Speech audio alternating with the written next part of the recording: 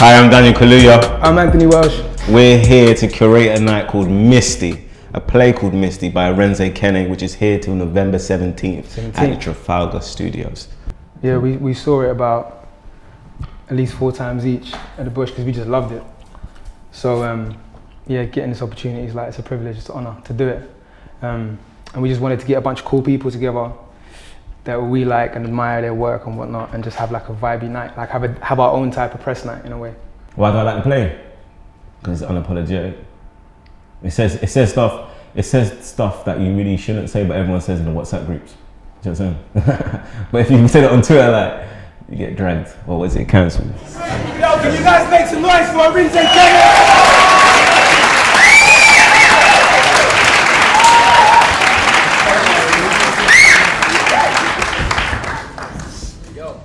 How do you feel, bro, after tonight? It was a good night. It was a good. That was the second show of the day, so Wow. To dig deep, but it was good. It was good.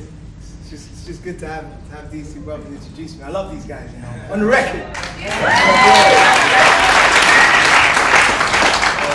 We love you too, bro. That's why we're here while doing this. Just to give a bit of context, I met Arinze in about 2009. Latitude Festival. He was in a play called Been So Long, which is gonna be a film coming out later this year on Netflix. So go see that. Plug in. And he was on stage smashing it as he did tonight. And I was like, I wanted to go up to him after the show and be like, yo, you were sick, bro. And then I was like, nah, he's gonna be feeling himself. I ain't he's gonna be feeling himself. Yeah, I am. You know what I'm saying? And then so I didn't, and then the next morning I was doing the show and he came up to me afterwards and like, yo bro, I really enjoyed the performance. I was like, oh, and he's a nice guy, what I'm saying. Mad talented. And then that led on to doing your first play that you wrote called Estate Walls, that went on at Oval House Theatre, and I did a workshop for it. And then I just found out the other day, Dan, you did I did one at Stratford. I did a workshop for Estate Walls in Stratford. His first one. First one, his first play. And then I've known Arinze since school. We went same school, same sixth form. Yeah. So year above. He was in this show, yeah. He was a basketball player, yeah. And he got onto MTV Base. Jesus Christ. Man, with the girls' school down the road, yeah. When he got on the bus, he was like, "It's a superstar." And I was like, we were just hating in the year below. This guy, like, one day, innit? One day, MTV Base. But yeah, I did his first reading, Estate Walls, and then yeah, I knew him as a rapper. That's the first time I saw his work. He went by the name Street Journalist, and I actually bought the mixtape. I didn't have money back then. I bought the mixtape, bro, and no Kazaa, and yeah, man, I still play it to this day. It's an amazing mixtape. But this is your 6th play? I think so. Yeah. Yeah, and you just turned 30, right? Yeah. Yeah.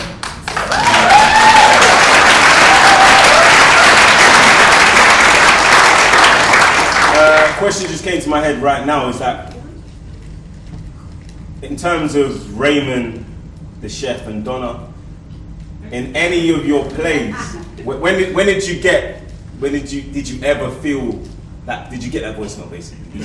Did the chef call you and talk about chefing? Firstly, hold tight, Adrian and Shiloh over there.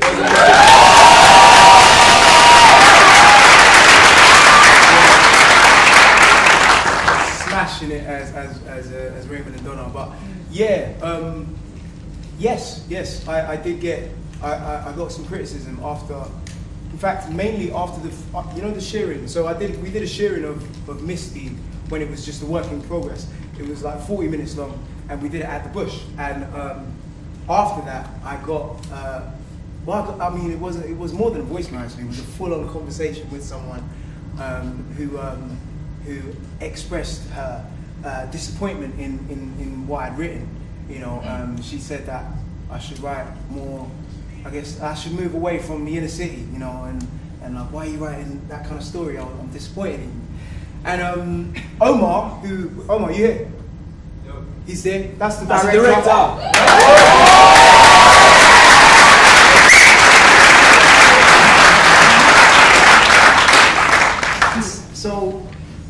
man that he is, I told him about it, and he was like, let's put it in the play.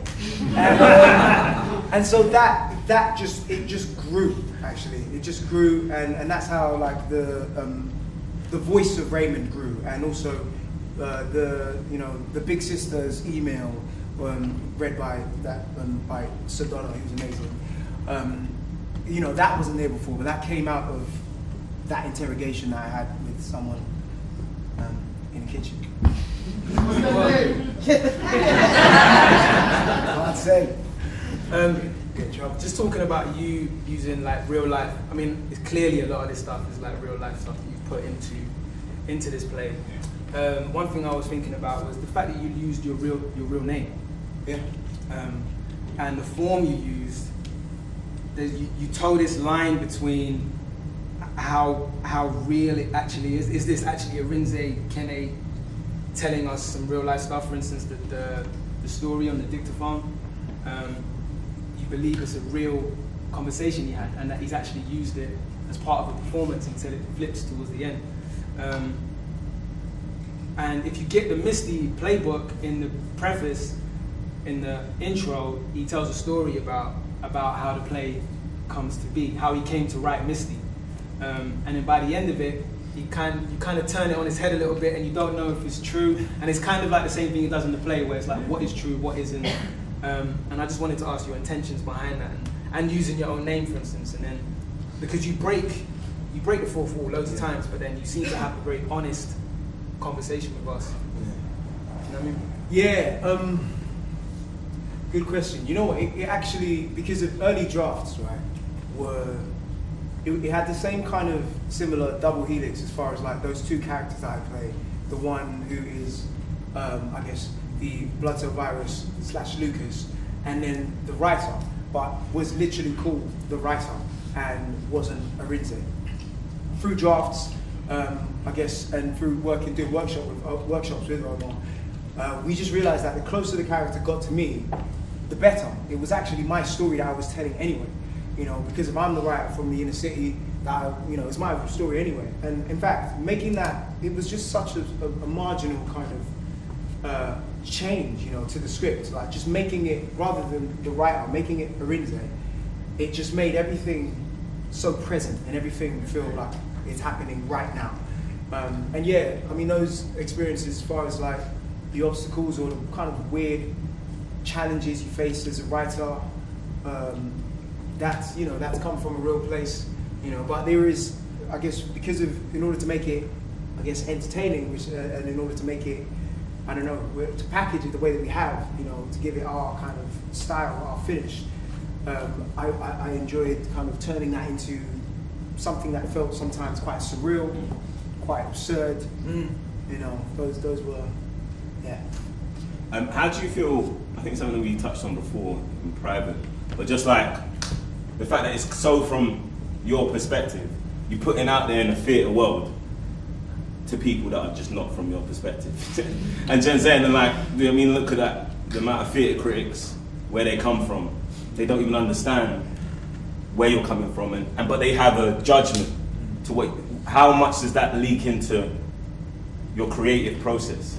In terms of like that, it's what the play is about, the double consciousness and the responsibility, because you have to toe a thin, like a really thin line in terms of representing but being yourself. Yeah. And that, I think, is in the most immediate form is when critics come in and they're like, I don't know, play Telegraph, and you're like, I don't know. I don't know where you're from. I don't know why you ain't gonna catch me like talking about Eric Clapton. Do you know what I'm saying? It's like, how do you feel about that? And then that's public record. That's you for, like, when this play's done. That's you for life. That's how the play lives on in these people's hands. How does that make you feel, and how much does that leak into terms of like how you're floating in the creative process? Yeah, I mean, it's an issue that was raised when we were at the Bush, and the reason why it was raised was because the reviews came out for the play. I haven't read any, but they came out and they were good. They were positive, but like you could say that majority of the reviews. This is what I'm hearing from, I guess, my people who I trust. that they actually didn't get the play, and so the review that they write it up, but they didn't understand it, and so you give it a good review, but you write about you're writing about what it's about, and it's not about that, and so at the Bush, Omar, Madani, Madani, are you there? That's you. Yes. That's Madani, by the way. What a G.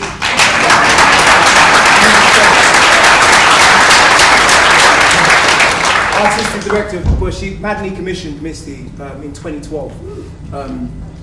Make a long story short, I actually tried to pay back the commission because I didn't know what to write. Madani was like, listen, take your time, just do, whatever, take your time, and love you for that, bro. Basically, so something came out of that, something called Critics of Colour, because of I guess it showed, that we didn't have enough critics of colour, critics who might have a similar background to some of the characters in the play, or even to myself reviewing the play. We needed that. And how it affects the work is that because it's a meta play, I refer to it in the play. And so, delivered very well by Adrian McLeod. When he's playing Raymond on the microphone, he says, we looked out into the audience and most of them don't look like us. It's like those kind of references, because of the truth is, most nights, that's the way it is, And so you kind of, I'm not saying that, I just want to kind of, as an artist, raise the question, just kind of shed some light on it, so that we can actually see how complex this thing is and just talk about it. The last thing I think I want to say before we invite the audience to ask me questions and maybe think about if you want to ask something now is it's probably not even a question, it's more of a comment, but what I've always felt with Arinze's writing was that, actually wait, let me say it this way. The way I talk, and maybe the way we talk, sometimes when I was growing up I always felt like it wasn't good enough, or like I couldn't come across intelligent because man talks like this. I know that's silly, but like that's the honest truth of it. And there's something about Arinze's writing that when I listen to it, I feel so much poetry, and it is poetry, but beauty and what's the word? Creativity. And there's something that we do with language, like the man them do with language and the girl them do with language that it's not going to be in a dictionary, but when you say something like you're the most adorest thing, it's not a real word, but it's a feeling. Do you know what I mean? It makes you feel something. It's the 5th time I've seen the play, and it gives me goosebumps still. Like we was there just like getting chills. He's just an amazing talent, basically, is what I'm saying. We're gonna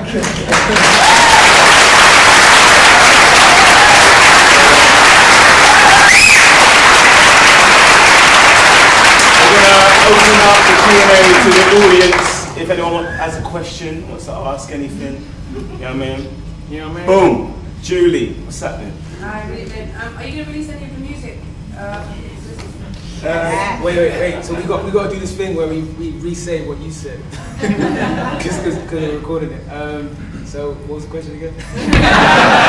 No, are you gonna release it as a soundtrack? We've been asking him this for time. I've been saying to him like he must have voice notes of when he was like prepping it. I want the voice notes. I don't care. I want the basics. But yeah. So are you gonna have some kind of a recorded version of this? No, we will. When? Bro, that's how we will. Come on, man, try to finesse me. We will. Try to finesse. Come on, man. No, later in the year. Yes, we will. We're just 2018. Yeah. I think so. Yeah. It's about I guess it's about strategy, isn't it? That's what it is. But yeah, we will release the music at some point. Do you think the music will make sense outside of this play? That's a very good question, and so that's the creative conversation that Omar and I have been having because of Omar will direct it as well, and I think there's certain images, certain visuals in the play that I guess because of recording it for audio, you lose, and so it's about, I guess the challenge will be about trying to retain that kind of, I guess the uniqueness of the show and retain the kind of the art, but in the music. For example, I guess just to pick one, but the balloon thread, for example. How do you how do you tell that with sound? You know? Figure it out. Anyone else? Hi, thank you for the beautiful performance. I have a question. Was it always an intention to be performing, or you started as just to write this play and then you felt somebody is going to perform? Or you thought, okay, it's going to be me, I'm going to write it, or it was just, it just, came to this So- that you thought? So the question is, Yeah, like, was it always you planned? always intending to be in it, or were you writing it and then seeing what would happen? Was you, from the get-go, was you like, this is a piece I'm going to be in? I didn't know. I didn't know in the beginning that it was going to be me, because this is the first time I've put myself in something that I've written. Like, that's kind of. It was the first time you performed what you wrote? Yes. Okay. Yes. I mean, yes, and I mean, it's like it's a tricky one because Why didn't you do that before? Why have you never put yourself in the stuff you've written? because my ego gets in the way. If I'm honest, like it's as a performer, like you're writing stuff and you're like, no, I don't want to say that. You know what I mean? No, I don't want to do that. And it's best when you kind of. I guess there's a freedom when you're not writing it for yourself. Because you're not thinking about yourself in the process. You're just thinking about the work and what you're serving the work, and you're just being a servant as far as that subject is concerned, or that idea that you're executing. But yeah, I mean, I think maybe the reason why this time it worked was because of it was my story. I mean, yeah, that's it. I mean, it's fun. It's to be honest, it's quite nerve-wracking in the beginning. Because normally if something goes wrong, I could just blame it on the actors. Man. The play was good, and then you guys, no. But yeah, so now it's kind of something. Anyone else? Michael, Salam, Saturday, bro. Well done in getting everything. That's my full time seeing everything. My question is just based on the balloons. I think the orange balloon. Why the orange balloon? What does it symbolize to you? What Michael's asking, why the balloons? What does the balloon symbolize to you?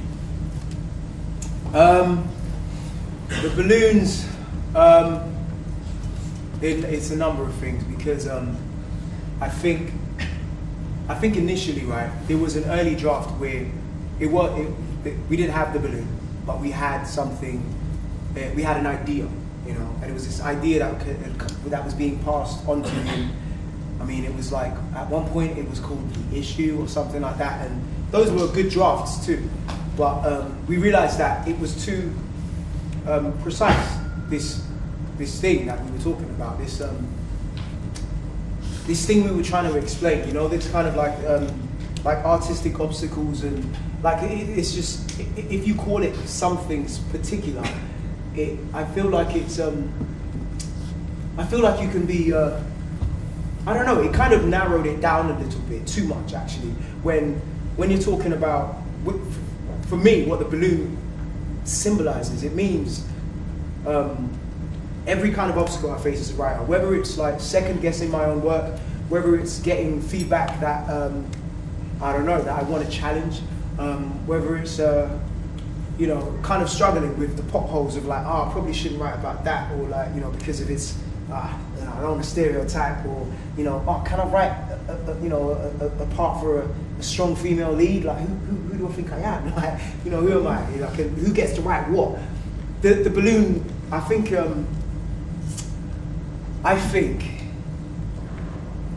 it is all of those things for me, right? And when I've spoken to other people as well afterwards, it's always something different for them as well.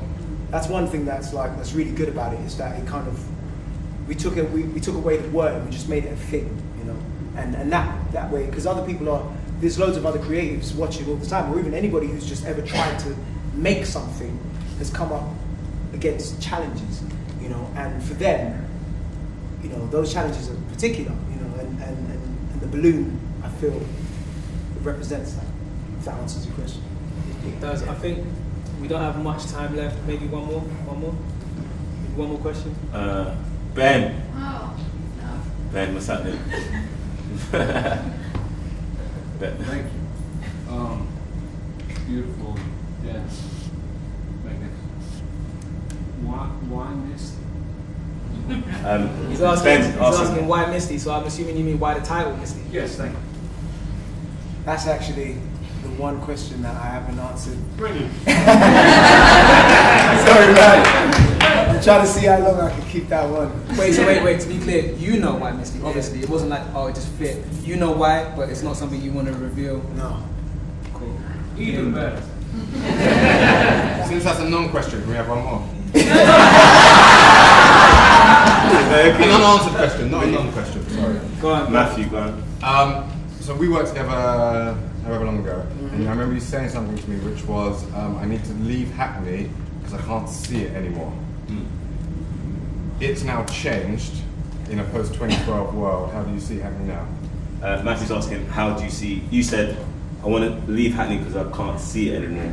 How has Hackney changed now in a post-2012 world?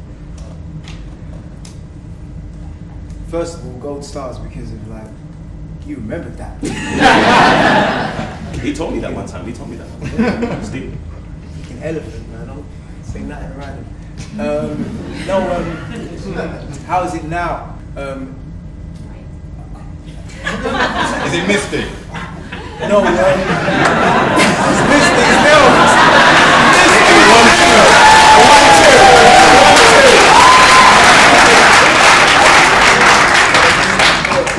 I can't follow that up. You hit it, dude. No, go on. Now, how's Hackney feel for you now? Just you? It's different. It's changing, but it happens the world over. Gentrification, you know, and like communities get lost, you know.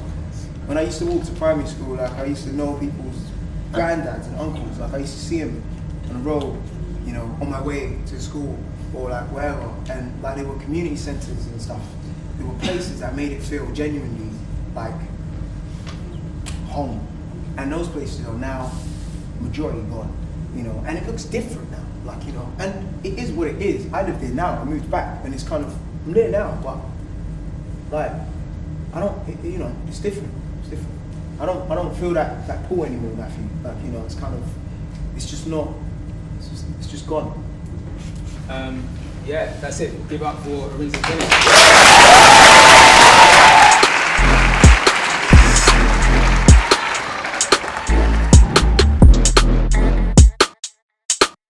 The play was amazing, and I'm still like, it's my first time watching it, still processing it.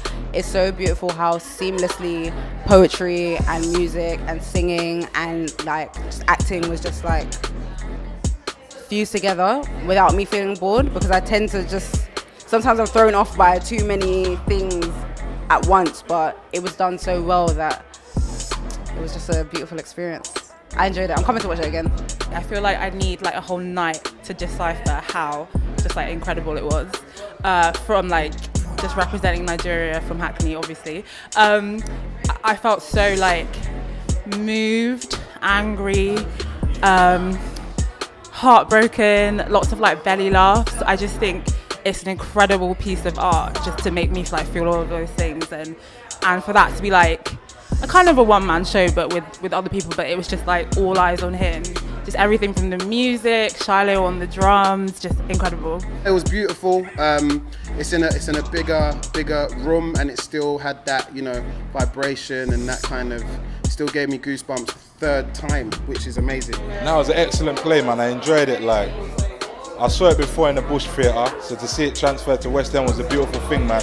I think it's a proper thought-provoking play, and I think more people need to come to the theatre to see it. It's hard to put into words how important this piece of art is. It's like Misty is words can't describe it. It's so important. It's an important piece of artistic, creative, British black history. It's a necessary moment in time, and it's speaking to all us creators who are burdened with the responsibility of telling what we want to say, what we want to say, do what we want to do. The responsibilities, the onus on us to tell our story in the correct way. It's so important. It's just brilliant. It's brilliant. This is my second time seeing the play. Absolutely incredible. I think the thing that I love the most about it is that you can see a black man on stage just tell a story, and as I've been saying to literally everyone, including Arinze, boring his ears off, is like to see a black man on stage tell a story and it be not linear in terms of like a domestic story. It's absurdist. There's loads of bits where we just have to watch him and try and understand and interpret what he's doing, and normally that sort of thing is afforded to other actors, afforded to white actors. With us it's always like, you know, kitchen table drama, and with this, you know, you got everything including that, which is just artistic. It's arty. Tonight was exciting. It was exciting. I mean, it was a 2-show day, and so, you know, I had to dig deep for the second performance. But it was special because it was a special night. You know, my two good friends, Kaluuya and Anthony Welsh, curated this night, and they hosted it, and they opened it, and then we did a Q&A afterwards. So it was special. It's really good.